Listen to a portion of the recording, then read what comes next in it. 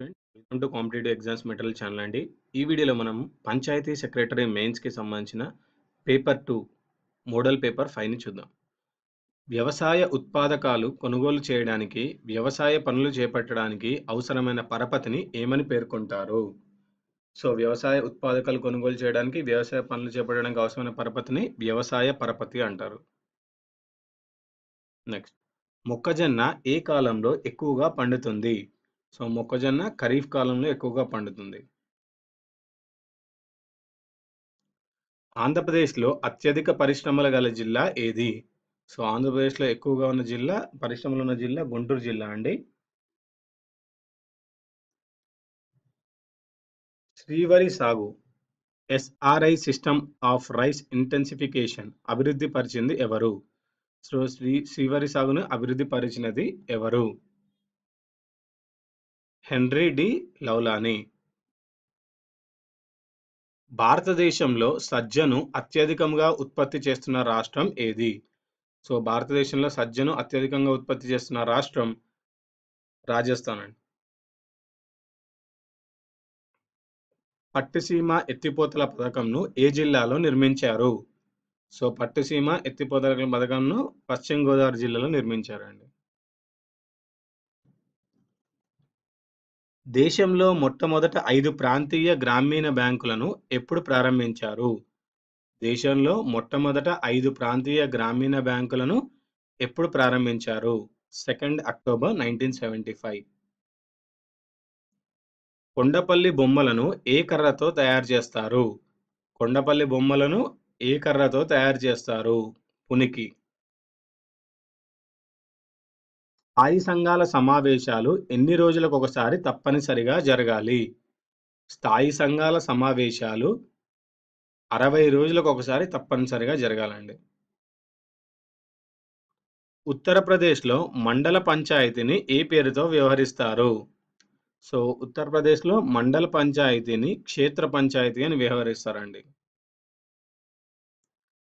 ఆంధ్రప్రదేశ్ నందు లక్కబొమ్మలకు ప్రసిద్ధి ప్రాంతం ఏది? ఆంధ్రప్రదేశ్ నందు లక్కబొమ్మలకు ప్రసిద్ధి చెందిన ప్రాంతం ఏటికొప్పాక. ఏటికొప్పాక. వార్డు కమిటీలకు సంబంధించిన చట్టములను ఎవరు రూపొందించడం జరుగుతుంది? వార్డు కమిటీలకు సంబంధించిన చట్టములను రాష్ట్ర శాసన నిర్మాణ శాఖ రూపొందించడం జరుగుతుందండి. రాజ్యాంగంలోని ప్రకరణ 243 దేని గురించి తెలుపుతుంది? రాజ్యాంగంలోని ప్రకరణ 243 దేని గురించి తెలుపుతుంది? రిజర్వేషన్స్ గురించండి. రాజ్యాంగంలోని ఏ ప్రకరణ ప్రకారం ప్రణాళికా బోర్డు ఏర్పాటు జరుగుతుంది? సో, రాజ్యాంగంలోని ఏ ప్రకరణ ప్రకారం ప్రణాళికా బోర్డు ఏర్పాటు జరుగుతుంది? 243 Z-D. Asbestos mining and processing పరిశ్రమను ఏ ప్రాంతంలో స్థాపించడం జరిగింది? ఆస్బెస్టాస్ మైనింగ్ అండ్ ప్రాసెసింగ్ పరిశ్రమను పులివెందుల, వైఎస్ఆర్ కడప జిల్లాలో స్థాపించడం జరిగిందండి. ఉప సర్పంచ్ పదవిలో ఉప సర్పంచ్ పదవి ఖాళీ ఏర్పడితే ఎన్ని రోజుల లోపల ఉప ఎన్నికను గ్రామ సర్పంచ్ నిర్వహిస్తారు? సో, ఉప సర్పంచ్ పదవి ఖాళీ ఏర్పడితే 30 రోజుల లోపు ఉప ఎన్నికను గ్రామ సర్పంచ్ నిర్వహిస్తారు. సమగ్ర పంచాయతీ చట్టాన్ని ఎప్పుడు రూపొందించారు? సమగ్ర పంచాయతీ చట్టాన్ని 1964లో రూపొందించారండి. పంచాయతీ సంస్థను మరింత సమర్థవంతంగా పనిచేసేందుకు తగిన సిఫార్సులు చేయమని రాష్ట్ర ప్రభుత్వం నరసింహం కమిటీని ఎప్పుడు నియమించింది?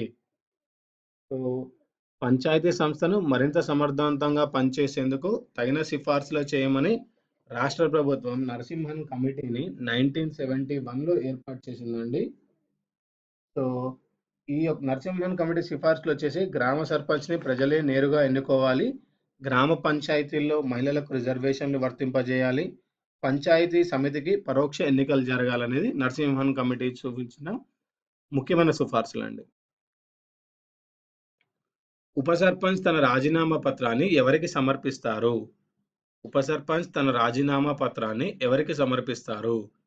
మండల్ పరిషత్ అభివృద్ధి అధికారి.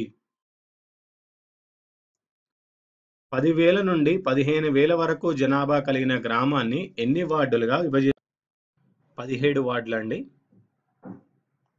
నెక్స్ట్, గ్రామ పంచాయతీ ఆహార విద్యా పారిశుద్ధ్య కమిటీ చైర్మన్గా ఎవరు వ్యవహరిస్తారు? గ్రామ పంచాయతీ ఆహార విద్యా పారిశుద్ధ్య కమిటీ చైర్మన్గా ఎవరు వ్యవహరిస్తారు? గ్రామ సర్పంచ్. రెవెన్యూ గ్రామాల పరిపాలనా అధిపతిని ఏమని పిలుస్తారు?